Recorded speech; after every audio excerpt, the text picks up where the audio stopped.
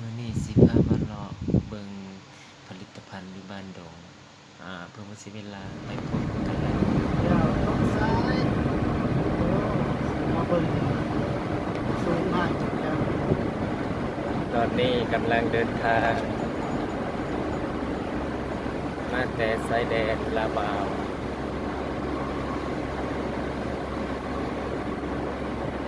เพื่อจะไปเวียดต่อ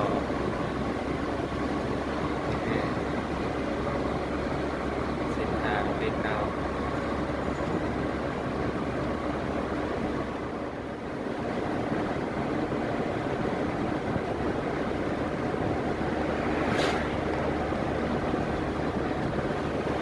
ความงามวันนี้เพิ่นก็ได้ขีดเส้นเป็นที่เรียบร้อยแล้วเนาะเขตนี้เขตบ้านแม่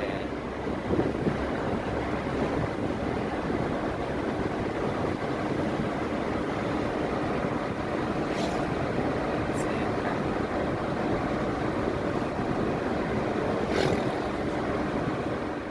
นี่คือหอมูลเสื้อวางแสดงอยู่บ้าน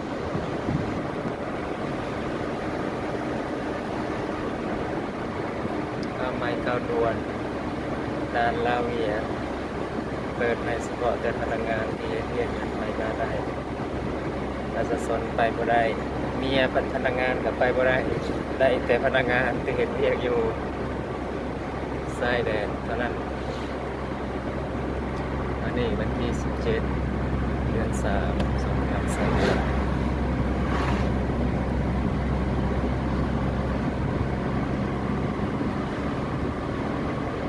เดือนจาน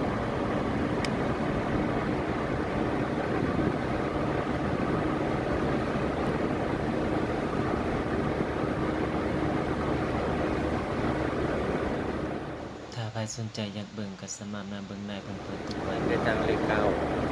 จากสวรรค์นภาเส้นทางสำคัญเองเส้นทางหนึ่ง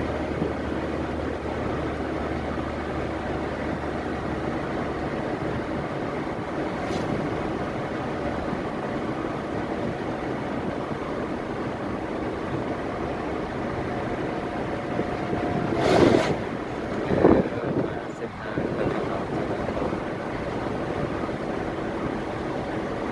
เข้าไปเส้นทางสายนี้จะมีเส้นทางไว้โฆษณาระหว่างสวรรค์แสดงลำบาก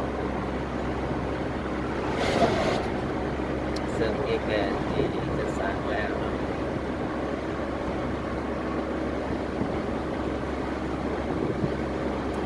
รวมทางเส้นนี้เส้นทางรวมสายนี้เส้น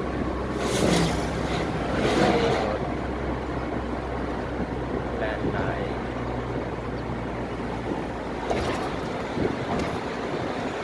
ออกเป็นเส้นทาง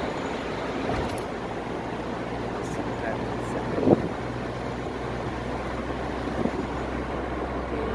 ส่งสินค้าจากลาวไปเวียดจากเวียดมาลาวไปไทย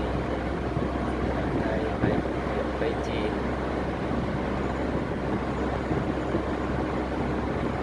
สัตว์เส้นทางโอเควันนี้ก็จบกันสำหรับก่อนอย่าลืมกดไลค์กด subscribe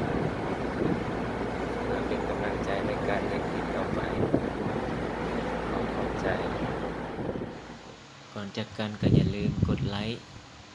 กด subscribe แล้วก็กดติดตามเพื่อเป็นกำลังใจให้คนเห็นคลิปต่อไปเนาะขอบใจ